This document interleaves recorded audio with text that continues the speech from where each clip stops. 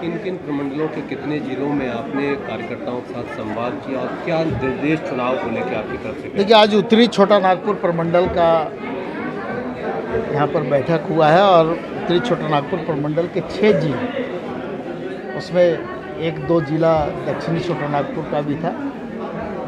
और उन प्रमंडल के साथियों के साथ में हम लोगों ने आज बैठक की है और बैठक में संगठनिक जो हमारा ढांचा है, जो स्वरूप है, उस संगठनिक ढांचे को कैसे और मजबूती हम लोग प्रदान करें,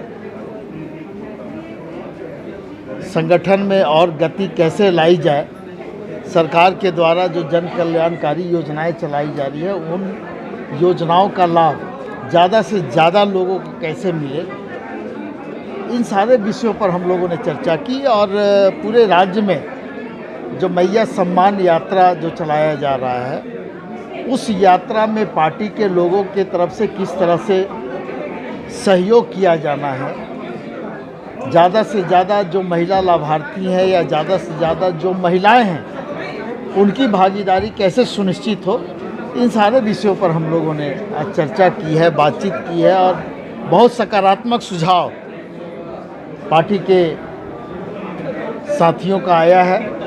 उन सुझावों को भी हम आत्मसात कर रहे हैं और उनके सुझावों पर भी अमल करने का काम किया जाएगा पार्टी की तरफ से। संथाल प्रमंडल की भी बैठक आप दुमका में करने का निर्णय जी जी और संथाल झामुमो का गढ़ के तौर पे पहचान रही है, संथाल को लेकर किस तरह से रणनीति खास तौर पर होगी और क्या चर्चा होगा? देखिए, ये बात तो सही है कि संथाल परगना झारखंड मुक्ति मोर्चा का गढ़ रहा है, कोलान झारखंड मुक्ति मोर्चा का गढ़ रहा है, लेकिन इसका ये मतलब नहीं है कि हम राज्य के 24 जिले में जिस तरह से हम अपने संगठन को मजबूत कर रहे हैं, जिस तरह से हमारा प्रतिनिधित्व वहाँ से हो रहा है, हम पूरे राज्य में अपने संगठन को मजबूत कर रहे हैं, उस संगठन को गति दे रहे हैं और पूरे जोर शोर से हम आने वाले विधानसभा चुनाव की ओर अग्रसर भी हैं और उसकी तैयारी भी हमारी उसी हिसाब से चल रही है। कल हम संथाल परगना में हम लोग रहेंगे और संथाल परगना के जो 6 जिले हैं उन जिला के साथियों के साथ में हम लोगों की बैठक होगी दुमका में और वहाँ पे जो माननीय विधायकगण है, जो सांसदगण है या पार्टी के केंद्रीय पदाधिकारी गण हैं, सारे लोग उस बैठक में शामिल होंगे और सरकार की जो जन कल्याणकारी योजनाएं हैं उस पर भी हम चर्चा करेंगे। मैया सम्मान यात्रा जो चलाया जा रहा है उस पर भी हम चर्चा करेंगे और आने वाले दिन में जो विधानसभा का चुनाव है उस विधानसभा चुनाव में हम किस तरह से जो विरोधी पार्टी हमारा है, जो विरोधी लोग हैं, उनको हम कैसे जवाब देंगे, ये सारी चीज़ें हम लोग वहाँ पर चर्चा में लाएंगे। और स्पष्ट रूप से मैं आपको बता दूं कि आने वाले विधानसभा चुनाव में झारखंड मुक्ति मोर्चा पूरे दमखम के साथ चुनाव लड़ेगा और जो शक्तियां हमारे खिलाफ लगातार साजिश रच रही हैं, उन शक्तियों को हम लोग परास्त भी करेंगे।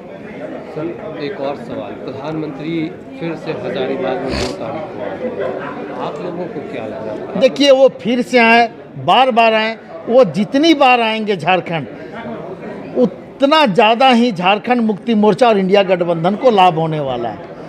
अभी जितने नेता भारतीय जनता पार्टी के इस राज्य में घूम रहे हैं, आप उनके कार्यक्रमों को देख लें, उनके कार्यक्रमों के विजुअल को देख लें और उससे आपको समझ में आ जाएगा कि भारतीय जनता पार्टी का जो कार्यक्रम चल रहा है, परिवर्तन यात्रा, तो लोगों का उपस्थिति इस बात का संकेत है कि ऐसा ना हो कि भारतीय जनता पार्टी में ही परिवर्तन लाए।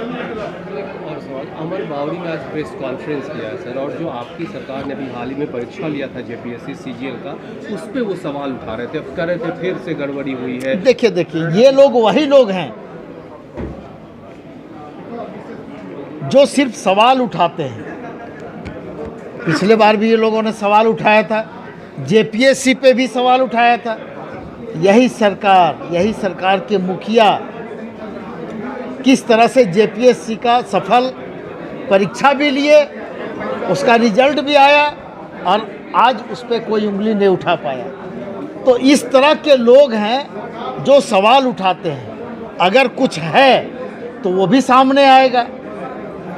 इसमें हाय तौबा करने वाली कौन सी बात है। यहाँ भारतीय जनता पार्टी इस राज्य के युवाओं के भविष्य के साथ में खिलवाड़ करने का काम कर रही है और ये झारखंड मुक्ति मोर्चा इंडिया गठबंधन बर्दाश्त नहीं करेगा। आप लोगों ने जो बकाया पैसा का मांग किया है केंद्र, अगर वो मिलता है तो मैया सम्मान की जो राशि है वो दो। सिर्फ मैया सम्मान योजना ही नहीं, बहुत सी ऐसी योजनाएं हैं जो पैसे के कमी के कारण धरातल पे अभी हम नहीं उतार पा रहे हैं। महिलाओं का जो राशि है 1,000 रुपया महीना, 12,000 रुपया साल में, उसको भी हम बढ़ाने का काम करेंगे। और जो योजनाएं लंबित है पैसे के कमी के कारण, वो योजनाएं भी चालू होगी, नई योजनाएं भी लागू होगी। और जब हमारा पैसा केंद्र सरकार के पास है, वो हमारा हक का पैसा है, हम उस हक के पैसे को मांग रहे हैं और देश के प्रधानमंत्री आते हैं, चुप्पी साधे रहते हैं, कोई जवाब उस पर नहीं। 12